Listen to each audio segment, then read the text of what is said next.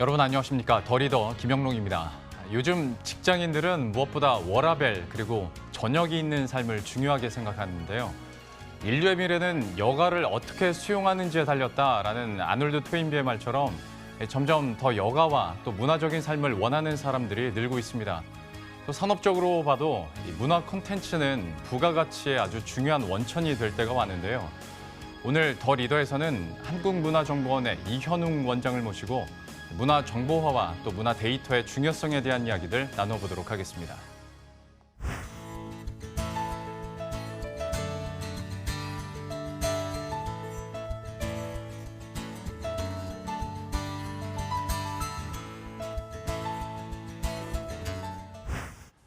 오늘 한국문화정보원의 이현웅 원장 모셨습니다. 안녕하십니까? 네, 안녕하십니까? 네, 안녕하세요. 네. 간단하게 출연 소감도 한마디 해주셨으면 좋겠고요. 네. 한국문화정보원이 어떤 일을 하는 곳인지 또 소개 부탁드리겠습니다. 네, 우리 한국문화정보원은 잘 알려져 있지 않은 공공기관입니다. 우리 한국문화정보원을 소개할 수 있는 기회를 주셔서 너무 감사합니다. 우리 한국문화정보원은 4차 산업혁명 시대에 모든 전국의 국민들의 생활, 문화, 관광, 체육에 관련된 정보를 수집해서 정부에는 의사결정에 필요한 정보를, 기업에게는 경쟁력 있는 비즈니스 모델을 만드는 데 중요한 정보를, 국민들에게는 문화정보 서비스를 적절하게 제공하는 그런 일을 저희는 하고 있습니다. 생각보다 많은 일을 하고 계시고 또 어떤 4차 산업에서 네. 이 이름만 봤을 때는 좀 동떨어져 있다라고 느끼면서도 오히려 더 앞서가는 일을 하고 계시더라고요. 네네. 그래서 이 부분에 대해서 좀 여쭤보고 싶은데 네. 문화 데이터라는 개념 자체가 사실 네. 저희들한테는 익숙하지가 않습니다. 네. 그걸 어떤 개념으로 이해하면 되겠습니까?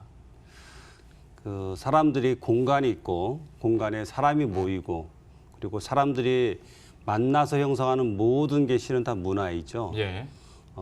그 모든 문화에서 빚어지는 어떤 현상들을 수치화한 것을 문화 데이터라고 할 수 있는데 예.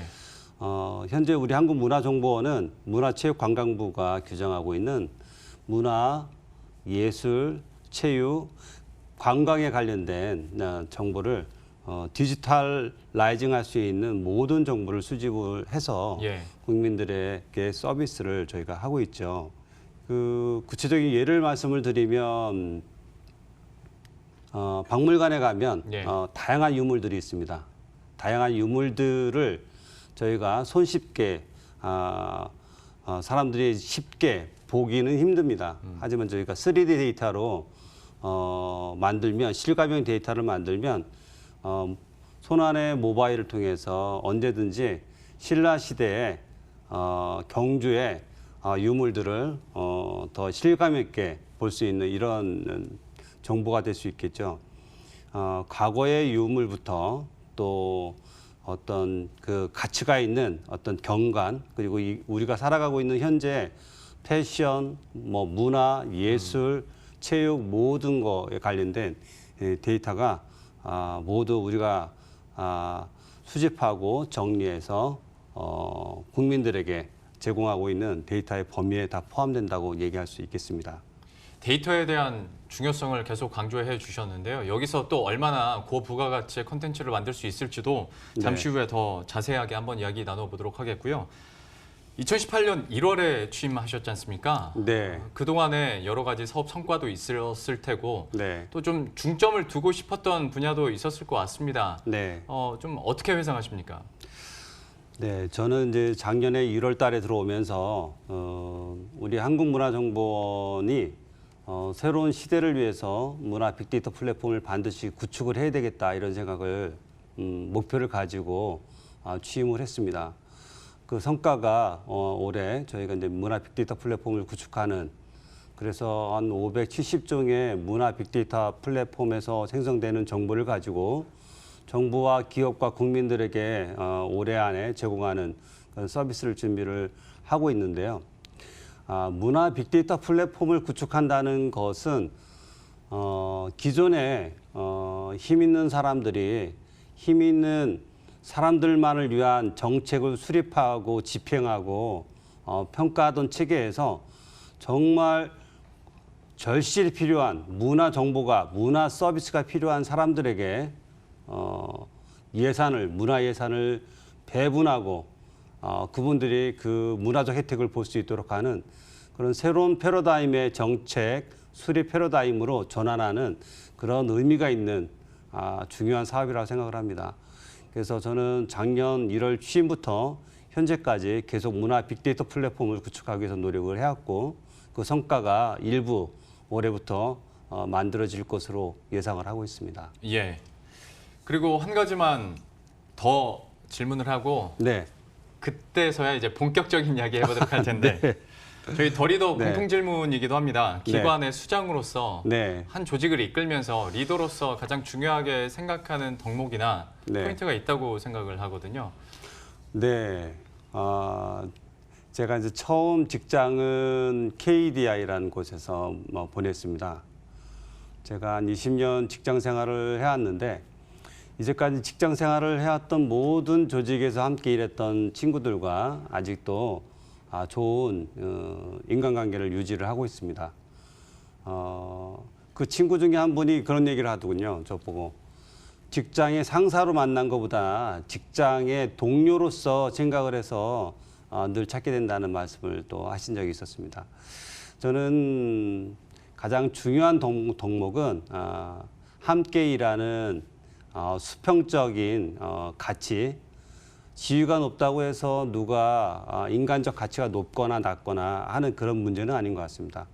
서로 역할이 다를 뿐이지 제가 원장이고 누구는 말단 직원이라고 해서 서로의 역할과 그 인격적인 가치가 차이가 있는 건 아닙니다. 누구나 동등한 인격적 가치와 또 업무의 가치가 있기 때문에 저는 수평적으로 함께 일하는 동료 이런 개념이 저에게는 가장 중요한 덕목이라고 생각을 하고 그것을 지키기 위해서 항상 여러 직원들과 함께 마음을 열고 길을 열고 대화를 나누고 좋은 성과를 만들어내고 있습니다.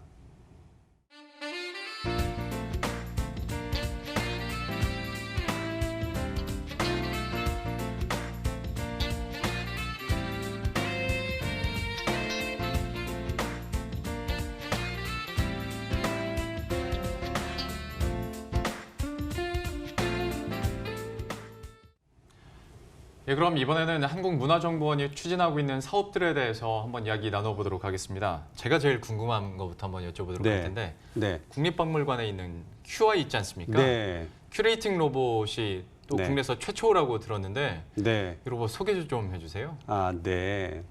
그 4차 산업혁명 시대에 가장 스마트한 기술들의 어떤 총 집대성된 하나의 그 집합체입니다. 네. 로봇이 움직이려면 결국은 그 IoT, 그 사물 인터넷 센서를 통해서 사람들이 인식하고 사물이 인식하고 움직여야 되고 예. 또 사람들의 질문에 대해서 답변을 해야 되기 때문에 그 질문에 대해서 답을 할 수 있는 챗봇 기능이 있어야 되는 거고요. 또 자율주행을 해야 되기 때문에 자율주행에 관련된 다양한 기술들이 들어가 있습니다. 이런 4차 산업혁명 기술에 기반한 새로운 AI 서비스는 거동이 불편하신 분들, 그런 분들을 위해서 또 신체가 어려우신 분들을 위해서 찾아가는 박물관 서비스를 위해서는 반드시 필요한 새로운 기술이라고 생각이 됩니다. 조금 더 능동적으로 먼저 다가갈 수 있는 서비스도 한국문화정보원에서 좀 생각을 하고 있는 거군요. 그렇죠. 그래서 찾아가는 어떤 문화정보 서비스로서 예. 향후에는 박물관이 그 자리에만 있는 게 아니라 저희가 홀로그램이라든지 뭐 3D 다양한 데이터를 가지고 로봇 한 대만 가지고 어느 마을에 가서 틀어놓으면 예. 그 마을에 간 공간이 박물관이 되기도 하고 과학관이 되기도 하고 축제의 공간이 될 수도 있는 그런 것이죠. 그래서 조금 그런 측면에서 우리가 개발하고 있는 AI 로봇의 기술을 향후에는 그런 쪽으로 더 확대해 볼 계획을 갖고 있습니다. 얘기가 나온 김에 그 네. 앞에서도 저희가 잠깐 3D 컨텐츠나 AR, VR 이용하면 네. 좋을 것 같다라고 얘기를 했지 않습니까? 실제로 좀 그렇게 하고 계신 걸로 알고 있는데 네네. 그럼 이게 어느 분야까지 컨텐츠를 확대할 수 있을 거라고 보십니까? 저희가 많은 AR, VR, 홀로그램 데이터를 구축을 하고 있는데요. 저는 가끔 이런 생각을 해봅니다. 우리 광화문 내거리에 야밤에 이수신 장군의 동상 위로 이수신 장군의 거북선이 홀로그램으로 그 하늘에서 날아다니는 그런 모습을 상상을 해봅니다. 예. 그렇다면 그 종로, 광화문 내거리를 방문하는 수많은 관광객들에게 광화문 내거리는 새로운 어떤 랜드마크로서 꼭 찾아봐야 될 관광지로서 역할을 더 증대할 수 있지 않을까 이런 생각이 듭니다. 그런 것이 그 지역의 상권을 더 발전시키고 또 서울의 문화관광 산업을 또 육성하는 방향으로 가겠죠. AR, VR의 어떤 활용은 교육적인 측면에서 저희가 그 도의 지역에 저희가 VR 컨텐츠를 가지고 와서 아이들에게 제주박물관, 나주박물관을 저희가 홀로그램으로 3D로 보여주고 하는 그런 프로그램도 저희가 적극적으로 진행을 하고 있고 또 산업적으로도 또 도시의 경쟁력, 문화관광 경쟁력을 강화하기 위해서도 이런 홀로그램 3D 콘텐츠는 다양한 용도로 사용될 수 있을 거라고 생각하고 있습니다. 한 가지 더 여쭤보도록 하겠습니다. 그 최근에 국립국악원하고 네. 업무 협약을 맺어가지고 국악을 공공 저작물로 등록하기로 했다라는 네, 소식이 네. 들려왔는데 네. 이것도 솔직히 감은 잘 안 옵니다. 어떤 효과를 또 네. 나타낼 수 있을지에 대해서 좀 설명을 해주셔야 될 것 같아요. 요즘은 대부분은 모든 정보를 유튜브를 통해서 수집하고 보죠. 근데 요즘 대부분의 잘 나가는 유튜버들이 쓰는 음악을 보면 대부분 비슷합니다. 왜 비슷하냐면 저작권 문제가 있기 때문에 저작권이 없는 음원만 쓰기 때문에 예. 음원들을 같은 음원을 여러 잘 나가는 유튜버들이 사용을 하고 있는 거죠. 우리 국악에서 다양한 음원들이 많이 있는데 이게 음원들을 전 국민들에게 배포한다 그러면 국악과 관련된 유튜버들이 저작권에 대한 두려움 없이 마음껏 사용할 수 있을 것이고 그런 활용이 높아진다는 것은 결국 우리 국악의 어떤 활용도와 또 가치와 어떤 새로운 용도로서 그 가치가 인정받는 쪽으로 발전하지 않을까 생각이 됩니다. 이 국악에 대한 거는 우리 대한민국 국가뿐만 아니라 해외에서도 수요가 있습니다. 그런 분들도 얼마든지 우리 국악의 가치를 이해하고 활용할 수 있도록 하는 방향으로 저희는 적극적으로 그거를 오픈할 생각을 갖고 있습니다. 예.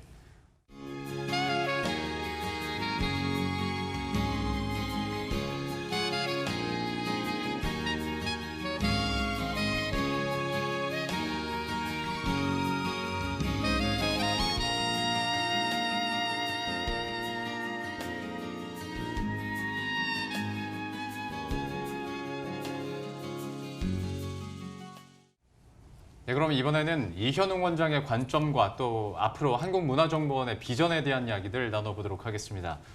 먼저 원장님께 드리고 싶었던 가장 첫 번째 질문은 칼럼 자주 쓰시잖아요. 네. 근데 그 칼럼을 쓰시면서 사용하는 소재도 굉장히 다양하다고 느꼈는데 더 네. 인상 깊었던 것은 그 소재를 가지고 맺는 그 결론이 네. 더 좀 인상 깊었습니다. 그래서 과연 원장님께서는 어떤 문화 가치에 대해서 어떻게 생각하시는지 그리고 네.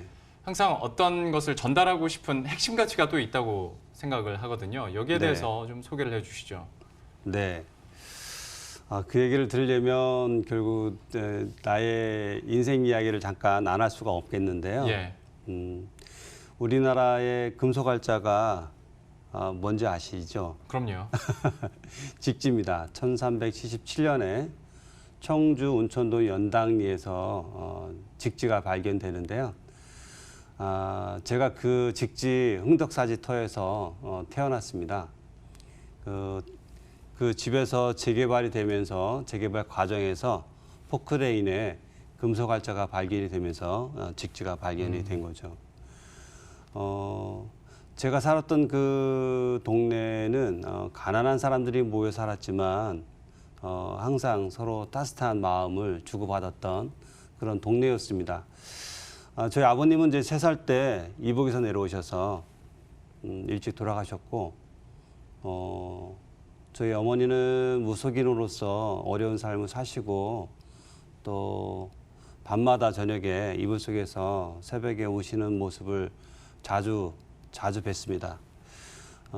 제가 가장 중요한 가치 중에 돈이 없고 또 학벌이 다르고 또 지역이 다르고 성비가 다르고 연령이 다르다고 해서 그 사람의 인간의 가치가 달라지는 건 아니라고 생각을 합니다. 아까도 말씀드렸지만 뭐 원장과 직원의 가치는 같은 거죠. 모든 인간은 인간으로서 받아야 동등한 가치가 있는 겁니다.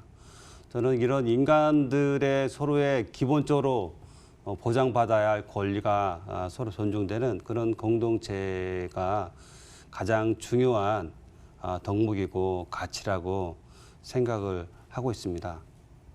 공동체와 네. 어떤 존중에 대한 중요성을 계속 강조해 주시네요. 네네. 그래서 제가 자라온 어떤 환경, 배경에서 소재를 많이 찾아서 칼럼을 많이 좀 쓰고 있고요. 또 그런 공동체 문화 속에서는 다양한 문화가 있습니다. 우리 전통 문화도 있고 또 그 동네 주민들끼리 서로 모여서 하는 축제 문화도 있고 그런 삶의 무대에서 살아서 그런지 저는 제가 문화체육관광부에서 하고 있는 이런 다양한 문화에 대한 소식을 접하고 모아서 국민들에게 따뜻한 이야기를 서로 분배하는 이런 거에 대해서 굉장히 가치를 느끼고 있습니다. 예, 이 시간을 통해서 또 어떤 한 인간으로서의 또 관점도 저희가 들을 수가 있었고요. 또한 이것이 실제로 또 원장으로서의 사업으로 어떻게 펼쳐질지도 더 궁금해지는 것 같습니다. 그러면서 문화활동을 지원하고 더 널리 알리는 데 좀 열심히 하겠다라는 취지의 발언을 해주셨는데 구체적으로 우리 시청자 여러분들이 보면서 그러면 나는 한국문화정보원에서 펼치고 있는 사업이랄지 서비스를 어떻게 활용할 수 있을까라는 궁금증은 있을 것 같습니다. 실례를 좀 들어주시겠어요? 전국에 있는 모든 문화 정보, 문화 소식을 모아서 내 위치 기반에서 문화 관련된 정부가 제공하는 문화 행사가 어디 있는지를 실시간으로 모니터링하고 찾아갈 수 있도록 하는 문화 내비게이션 서비스를 저희가 하고 있습니다. 뿐만 아니라 중소규모의 문화예술 단체들이 저렴한 티켓팅 시스템을 갖출 수 있도록 저희가 무료 티켓팅 시스템을 만들어서 문화예술인들이 적극적으로 문화활동을 할 수 있도록 하는 활동도 저희가 지금 지원을 하고 있고요. 저는 가장 중요하게 생각하는 포인트는 올해 제가 역점을 두고 고민하는 거는 우리는 문화예술적 열정이 피가 뜨거운 민족인데 버스킹 문화가 우리 굉장히 활발하게 이제 전국적으로 유행처럼 퍼지고 있습니다. 예. 우리 젊은 친구들이 문화예술에 대한 활동을 길거리에서 너무 많이 하는데 이들에게 요즘은 현금을 잘 갖고 다니지 않는 분들이 많은데 이들에게 그 모바일에 기반해서 그 자리에서 그들에게 그 버스킹을 후원할 수 있는 이런 시스템을 저희가 올해 구축을 하고 있습니다. 그래서 우리나라가 진정한 문화 강국이 되려면 모든 국민이 문화를 생산하고 유통하고 소비하는 구조로 가야 된다고 생각하는데요. 이런 버스킹에 대한 후원을 통해서 그리고 또 그거에 대해서 국민들이 평가를 해주고 지원할 수 있다면 우리나라가 좀 더 문화적으로 융성한 나라가 되지 않을까 이런 생각을 갖고 있습니다. 이건 직접 나가봐야 아는 거거든요. 네. 이만큼 좀 세세한 부분에서도 한국문화정보원이 또 시민들을 위해서 일할 부분이 굉장히 많구나라는 것을 느꼈고요. 잘 들었으니까 네. 자기 자랑 타임 드리도록 하겠습니다. 지난 5월에 과학기술부가 선정한 빅데이터 플랫폼 및 센터 구축, 여기서 네. 문화정보원 컨소시엄이 최우수로 선정됐다고 들었습니다. 네. 자기 자랑 타임 지금부터 시작하죠. 네. 제가 이제 우리 한국문화정보원에 이제 작년 1월 달에 기관장으로 오고, 그때 처음 제가 우리 회사의 목표는 문화 빅데이터 플랫폼을 구축하는 것이다라고 얘기를 했습니다. 그 노력이 이제 결실을 맺어서 올해 과기정통부 1,500억 빅데이터 플랫폼 공모 사업에 우리 한국문화정보원 컨소시엄이 당당하게 1등을 했습니다. 우리나라의 모든 빅데이터 관련된 기업과 전문가들이 다 모인 그런 공모전에서 저희가 압도적으로 1등을 했는데요.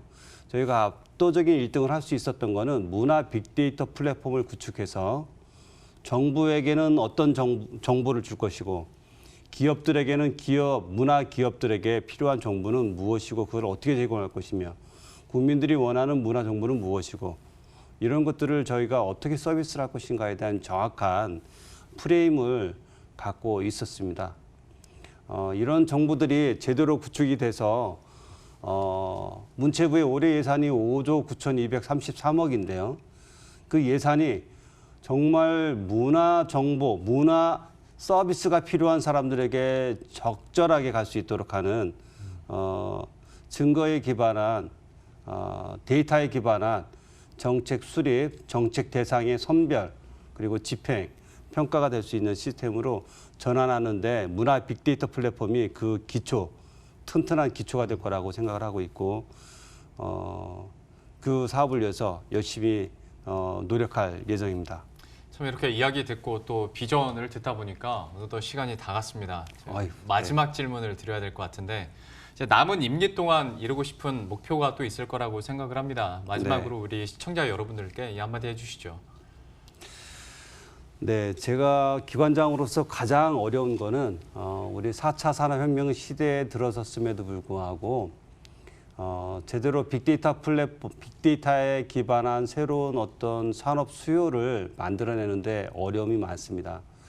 데이터와 관련된 3법이 그 앞을 막고 있어서 국가가 국민들을 위해서 공공정보를 활용해서 국민들에게 맞춤형 서비스를 하는데 제약이 많습니다. 그래서 저는 이 기회에 의견이 전달된다면 국회에서 데이터 3법에 관련된 개정을 통해서 국가가 국민들을 위해서 빅데이터를 이용해서 제대로 국민들의 필요한 맞춤형 정책 서비스를 할 수 있는 체제로 빨리 전환될 수 있기를 바라고요.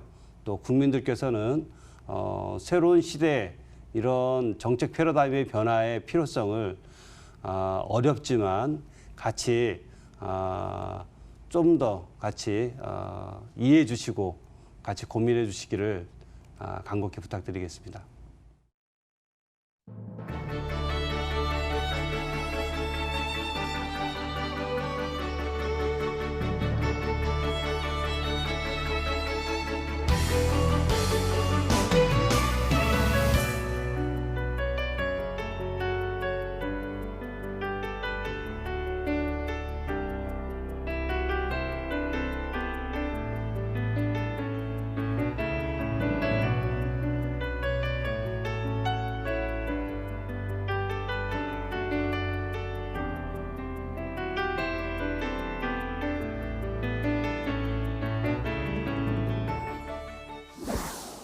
사 차 산업혁명 시대 문화는 더 이상 단순한 유의가 아닙니다. 데이터로 관리되는 콘텐츠로 이런 문화가 삶의 균형을 맞춰주는 것은 물론이고 새로운 산업과 또 부가가치 창출에 큰 동력이 될 텐데요. 문화 산업을 이끄는 중요한 기관으로서 또 한국문화정보원이 앞으로도 유용하고 또 창의적인 환경을 만드는 데 앞장서 주길 기대하도록 하겠습니다. 오늘 한국문화정보원의 이현웅 원장과 함께했습니다. 오늘 말씀 고맙습니다. 감사합니다.